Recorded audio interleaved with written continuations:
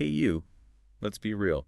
If you're feeling overwhelmed right now, especially trying to find your footing after a tough period, you're not alone. The sheer volume of advice out there can feel like it just adds to the noise, you know? Absolutely. It can be paralyzing. So in this deep dive, we're aiming to cut through that. Our goal is to give you clarity and a sense of control, not by adding more to your plate, but by showing you how to focus on what truly matters. Exactly. We're taking a deep dive into the core of essentialism, this really powerful framework outlined in the book we've been looking at. Right. Think of it as the disciplined pursuit of less, but with a very specific aim for you. To strategically focus your energy on the vital few things that will actually help you move forward, gain traction, and maybe find your way out of that fog. You shared some key ideas from Essentialism. And yeah, our mission is to pull out the practical, maybe even science-backed principles that directly apply to self-help, building that growth mindset, and crucially, guiding you out of that dark place you might be finding yourself in. Our focus is really equipping you with immediately actionable strategies. Things rooted in this essentialist thinking.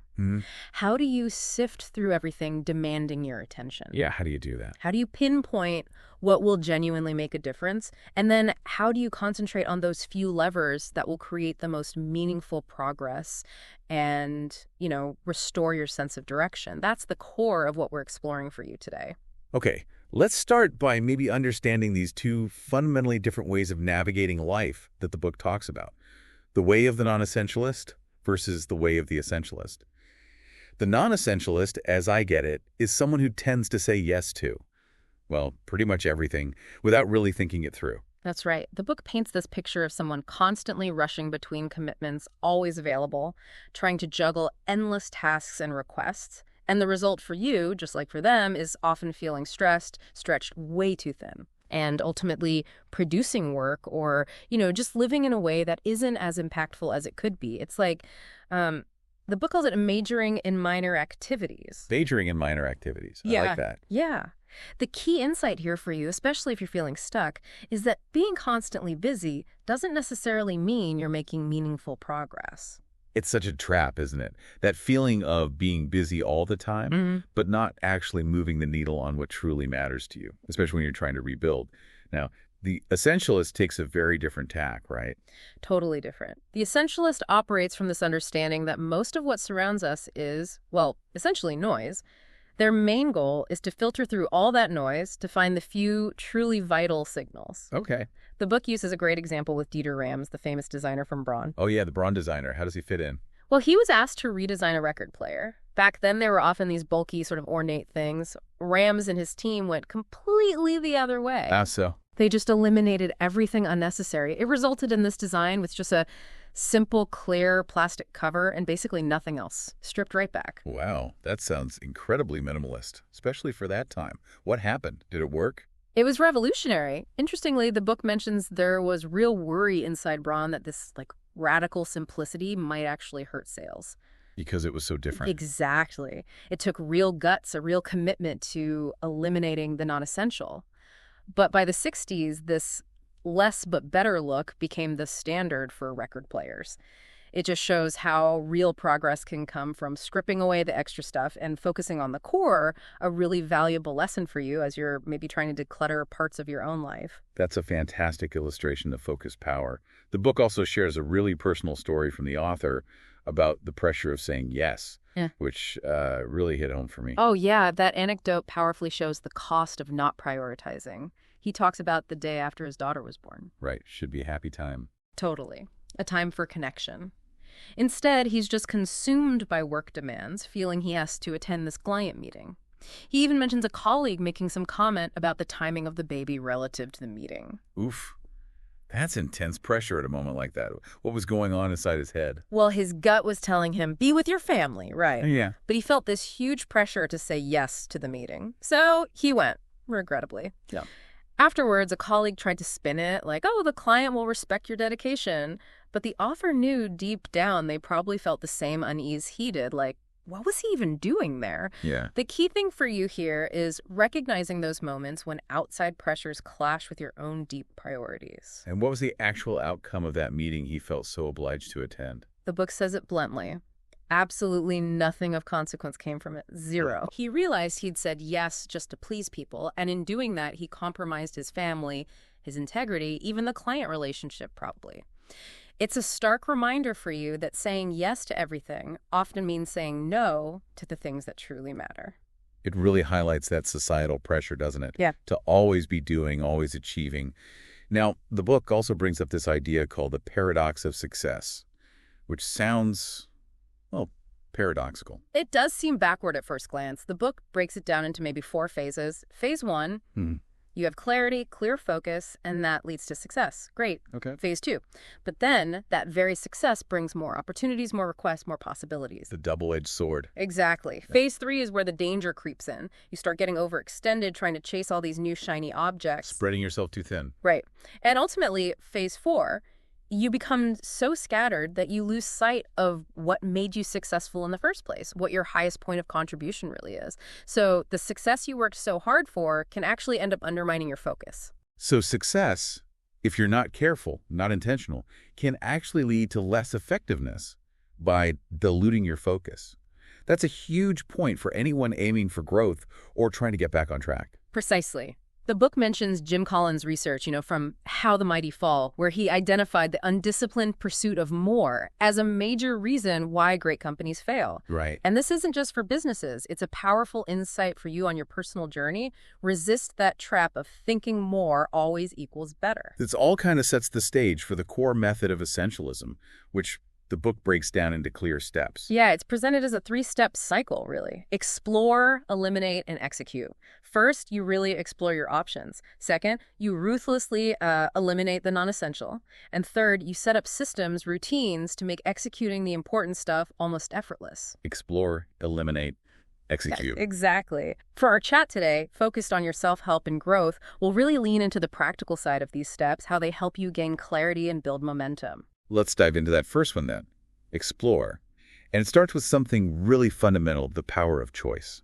Absolutely fundamental. The book kicks off that chapter with a quote from Madeleine L'Engle. "It is the ability to choose which makes us human." This is like the bedrock of essentialism, and it's incredibly relevant for you if you're trying to regain a sense of agency, of control over your life.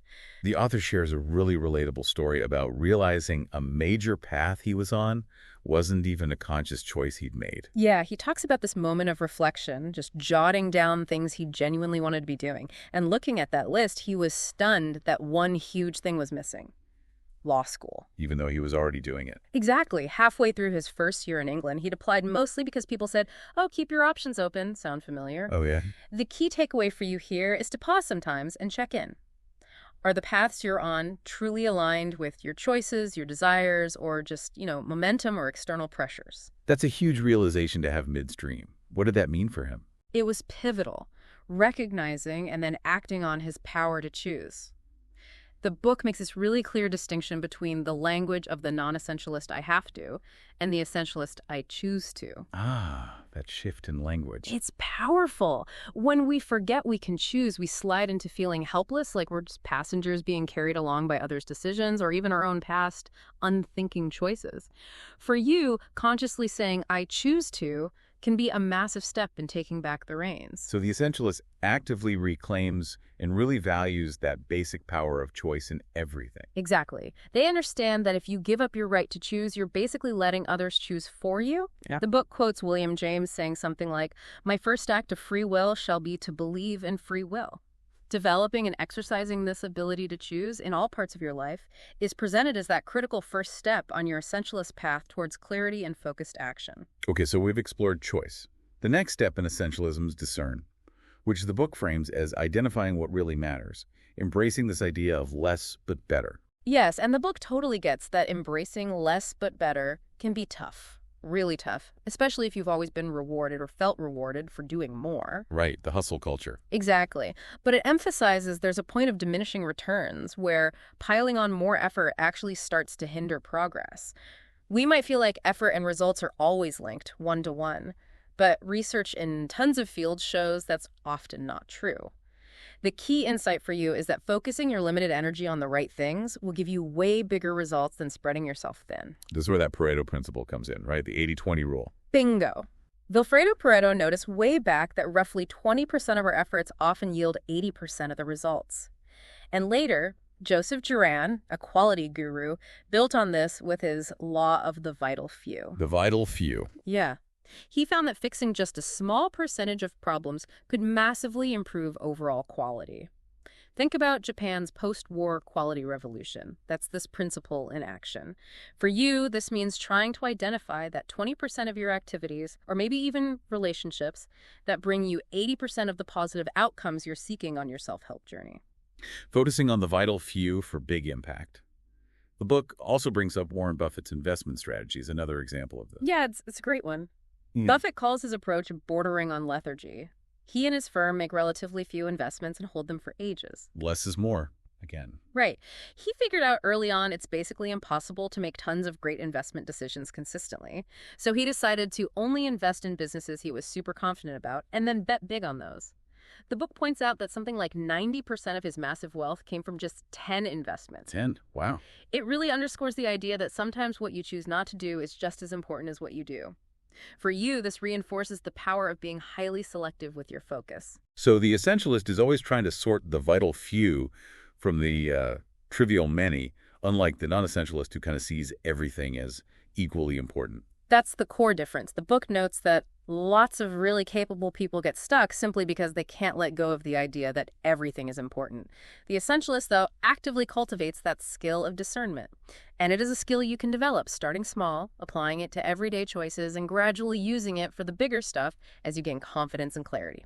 Okay, after making conscious choices and learning to discern what matters, the next big piece seems to be trade-offs.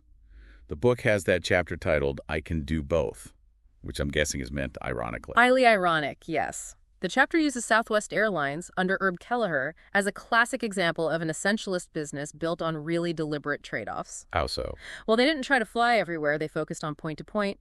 No meals keeps costs down. No assigned seats. One class, coach. So these weren't just random cost-cutting things. They were specific strategic choices. Absolutely deliberate. Kelleher's quoted saying something like, you have to look at every opportunity and say, well, no, I'm sorry, we're not going to do 1,000 different things that really won't contribute much. They knew that to be the best low-cost airline, they had to choose what they would not do, even if it meant some people wouldn't fly with them.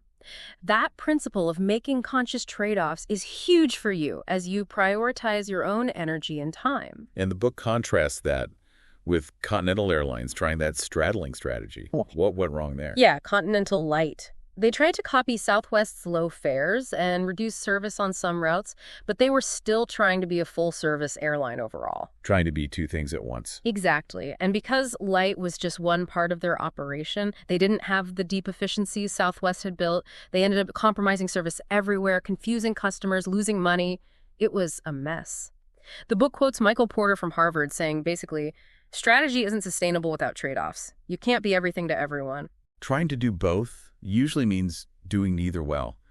And this applies directly to our personal lives, right? Yeah. That feeling of, oh, I can just squeeze one more thing in. Totally. We see the fallout constantly. Feeling rushed, missing deadlines, never being fully present because we're mentally juggling too much. The book shares the story of Erin Callan, the former CFO at Lehman Brothers. Oh, right. She realized her work boundaries had just dissolved until work was literally all that was left. It's a sobering example of the personal cost of not making conscious trade-offs. For you, it means really internalizing that saying yes to one thing automatically means saying no to something else, even if you don't see the no right away. The book gives some tangible examples of personal trade-offs. Can you share one or two? Sure. It mentions parents deciding, okay, maybe not 5 different extracurriculars for their kid. Let's focus energy so they can really excel at their big thing, whatever that is. Or a couple choosing not to join a bunch of clubs so they actually have quality time with their kids. Essentialists get that by deliberately choosing what not to do. They create the space and energy for what they value most. It's a powerful way for you to think about where your limited time and energy go. Makes sense. Now, after making these tough choices and trade-offs, it seems the essentialist also deliberately creates space escape, the book calls it, making room for thinking and exploring. This sounds crucial when you're trying to get perspective, maybe break out of a rut. Oh, it's absolutely vital. The book tells the story about a super-driven exec who was so bombarded by distractions, he literally had to check into a motel with no internet just to finish a big project. Wow, extreme measures. It highlights how hard it can be to find that mental space in our always-on world. For you, consciously carving out moments of escape from the constant input can be incredibly helpful for gaining clarity and just lowering that feeling of overwhelm. And it mentions Bill Gates' famous Think Week. That's a pretty serious commitment to creating space. It is significant, yeah. Twice a year, even when Microsoft was going nuts, he'd just disappear for a week. No meetings, just reading and thinking big picture. The book suggests that even if a whole week off the grid isn't realistic for most of us, Yeah, probably not. we can still build elements of this into daily life. Like maybe the first 20 minutes of your day are for reading something meaningful, reflecting, instead of instantly grabbing your phone and checking email. That alone can be a powerful way to cultivate that thinking space. That sounds doable. The book also really champions play, which might seem a bit odd in a discussion about being focused and productive, especially when you're feeling low. It might seem counterintuitive, but the argument is that play isn't frivolous. It's actually essential. Essential for creativity, for innovation, for personal health, for relationships. It quotes Stuart Brown, who founded the National Institute for Play, Right. saying things like, play leads to brain plasticity, adaptability, and creativity. For you, engaging in activities just because they bring you joy, allowing for some unstructured fun, can genuinely help you approach challenges with fresh eyes and renewed energy. It's not about escaping problems, but refueling to tackle them better. So it's not just fluff. It actually benefits our brains and emotional states. Exactly. The book gives examples like the Staples Easy button as a playful element at work, and it encourages you to think back. What did you love doing as a kid? Can you bring some of that playful spirit back into your life now? Play isn't just escape, it helps you navigate reality more effectively. This focus on mental space and well-being flows right into another critical piece for the essentialist: sleep. The chapter titled Protect the Asset really drives home its importance. It really does. And the story it tells about Jeff, this high-flying CEO, it's a serious cautionary tale. He basically ran himself into the ground through chronic overwork and skimping on sleep. How bad was it? Like 4 to 6 hours a night, routinely, while keeping up this insane global travel schedule. His health just collapsed, erratic heart rate, digestive issues, even blackouts. Scary. And at first he was in denial, trying to power through, work his way out of it. Typical high achiever response, maybe. Yeah, sounds familiar. Until his doctor basically gave him an ultimatum: lifelong meds or take a year or two off. Completely disengaged. Even when he tried a 2-month sabbatical later, he just crashed, sleeping like 14 hours a night initially. His body was just done. It's a powerful illustration for you of the non-negotiable link between sleep and basic functioning, let alone thriving. That is sobering. The book then links this to that study on violinists, which is fascinating. What was the takeaway there? Right, so practice is obviously key for violinists, but the research found the best performers consistently slept significantly more, like 8.6 hours a night on average, plus more naps, compared to good but not elite players. More sleep equals better performance. The conclusion was that the extra sleep allowed the top players to regenerate physically and mentally, which boosted their concentration and made their practice time more effective. The key takeaway for you is that prioritizing sleep isn't lazy or indulgent. It's a strategic investment in your ability to focus, learn, heal, and make progress. Protect the asset. Protect the asset. I like that. Okay, so sleep is crucial. Now, when it comes to actually deciding what to focus on, the book talks about select, the power of extreme criteria. Yeah, this brings in Mark Adams from Vitso, that furniture company. They are Exhibit A in using super rigorous selection criteria. For decades, they've basically offered just one main product, the 606 Universal Shelving System. Just once. Because it meets their incredibly high standards for quality, longevity, design. It perfectly embodies less but better. They are extremely selective about what they put their energy into. That's incredible focus. Does that apply to people too? Totally. Their hiring process is apparently just as intense. Starts with phone interviews to remove visual bias, then multiple face-to-face meetings. And a key question they ask is something like, could this person have been one of the original founders? Wow, that's a high bar. It ensures they only bring people on board who are truly essential to their core mission and values. For you, this principle is about applying similarly high standards when you're considering new commitments, projects, even relationships. Ask yourself, is this really essential for my goals right now? Is it a heck yeah or just a meh, okay? Applying that kind of filter to opportunity sounds like it could save a lot of wasted energy. Which leads nicely to clarify. One decision that makes 1,000 later decisions. This is about having a clear essential intent. Right. Exactly. And the book contrasts this with those vague, fluffy mission statements companies sometimes have. Lofty words, but no real direction. Yeah, they sound nice, but don't mean much. Right. Instead, it uses the example of Brad Pitt's Make It Right organization after Hurricane Katrina. Their essential intent was super concrete. Build 150 affordable, green, storm-resistant homes for families living in the lower Ninth Ward. That's incredibly specific. You know exactly when you're done, when you succeeded. Precisely. That specificity made it real, tangible, inspiring. It clearly answered the question, how will we know when we've succeeded? Having that kind of clear, essential intent acts as a powerful filter for you. When you know your core aim, your North Star, it becomes so much easier to say no to things, however tempting, that don't actually move you closer to it. Once you have that clarity, though, the book tackles the tricky business of uncommit. Win big by cutting your losses. This hits on why it's so hard to let go of things we've already invested in. Oh yeah, the sunk cost bias. It uses the Concorde jet as a prime example. Amazing technology, but a total financial disaster they kept pouring money into. Because they'd already spent so much. Exactly. That's the sunk cost bias. We keep investing time, money, or energy into something that isn't working because of our past investment, not because it makes future sense. We've all done that on a smaller scale. Yeah. Right. Staying through a bad movie because we paid for the ticket. Totally. Or continuing a DIY project that's gone wrong, or waiting forever for a bus you should have given up on ages ago.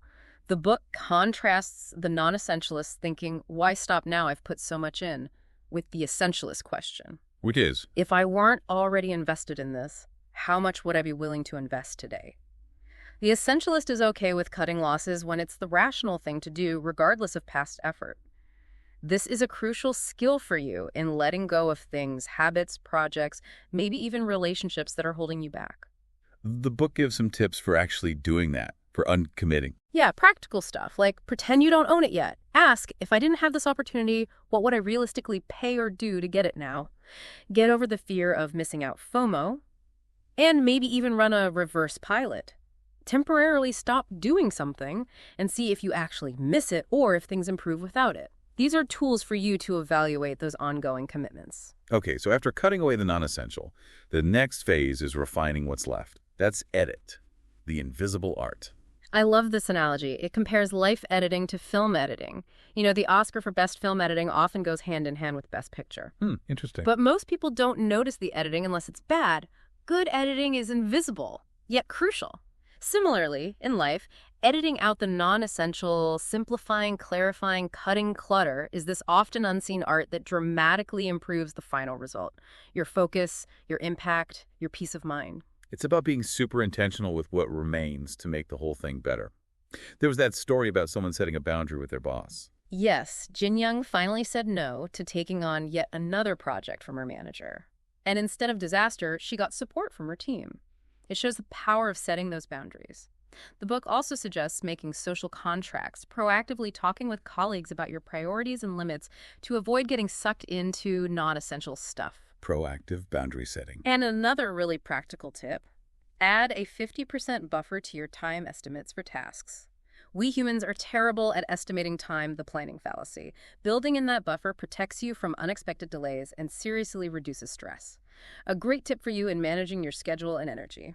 That 50% buffer sounds like a lifesaver, which connects to the next idea. Buffer, the essentialist multiplier. How is this different from just editing or planning? It's about proactively building slack into the system, not just trimming the fat. Buffer, whether it's time, space, money, energy, acts as a multiplier for the essentialist. It makes everything run smoother and prevents small hiccups from becoming huge crises. Like shock absorbers. Exactly. The book mentions an exec who schedules 90-minute meetings, even if the agenda only needs 60. That extra 30 minutes is buffer for unexpected issues, deeper discussion, or just finishing on time without rushing. For you, it means not packing your schedule wall to wall. Leave gaps. Build in downtime. It allows for the unexpected and makes everything less frantic. Building in resilience. Then there's subtract, bring forth more by removing obstacles. I like that title. It was the essence here. It uses that wonderful analogy of Michelangelo carving David. He said he just saw the angel in the marble and chipped away everything that wasn't the angel. Removing the non-essential to reveal the essential. Precisely. The idea is that sometimes the best way to make progress isn't to add more effort or resources, but to identify and remove the things that are blocking your path. What's holding you back? That's a powerful question. Did the book give a concrete example? Yeah, a software company that boosted productivity not by adding more programmers or demanding longer hours, but by systematically removing distractions, cutting down on pointless meetings, simplifying overly complex features in their software. For you, this means looking at your own life. What obstacles, maybe negative self-talk, draining relationships, unproductive habits, can you subtract to allow more progress and well-being to emerge? It shifts the focus from adding to removing, which flows into progress, the power of small wins. How does the essentialist view progress? They favor starting small and building momentum, totally opposite to the non-essentialist tendency to go big, get overwhelmed, and fizzle out. The book quotes Henry B. Eyring, "The best place to look is for small changes we could make in the things we do often. There is power in steadiness and repetition." For you, especially when climbing out of a tough spot, this means focusing on tiny, achievable steps, celebrating those small wins rather than getting discouraged by the distance to the summit. What are some examples of starting small to achieve big things? Well, the author talks about testing ideas for the book itself. Tiny idea on Twitter first, then maybe a short blog post, like a minimal viable product for ideas. Pixar does this with their films, constant small iterations.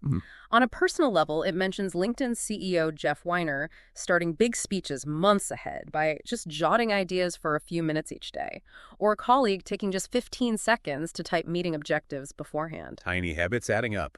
Exactly. And the book also mentions the power of making progress visible, like those thermometer charts for fundraising or a simple star chart. Seeing the small wins accumulate is really motivating. Those small, consistent steps feel much less daunting, and making them consistent is easier with flow, the genius of routine. Yes, routine is presented as the way to make difficult but essential things feel easier. It talks about how repetition strengthens neural pathways, making the action more automatic, like learning to drive hard at first, then becomes second nature. The book uses Michael Phelps' incredibly detailed pre-race routine as a prime example.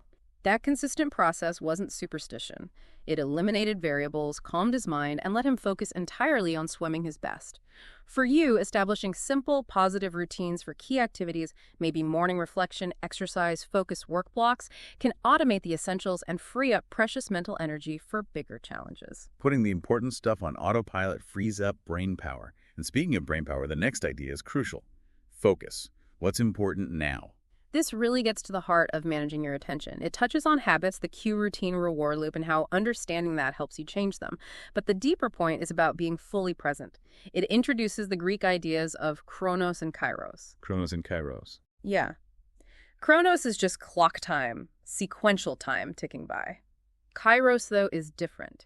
It's about the opportune moment, the right time, the qualitative significance of the present. For you, especially when navigating difficulty, this is huge. Chronos will just keep passing, but Kairos is about seizing this moment, the me en place.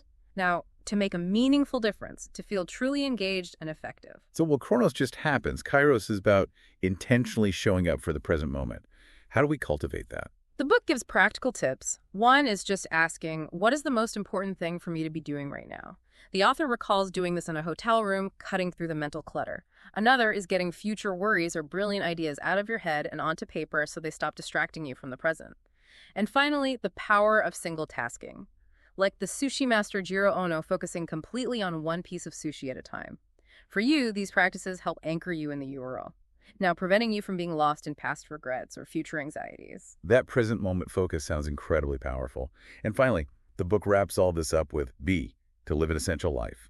Yeah, this chapter uses the incredible story of Mahatma Gandhi, how, after a profound moment of clarity, he made this radical choice to simplify his life down to almost nothing, eliminating everything not essential so he could focus entirely on liberating the oppressed. An extreme example of essentialism. Absolutely. His simple lifestyle, immense impact. It highlights the power of living with deep intention, fully aligned with your core purpose.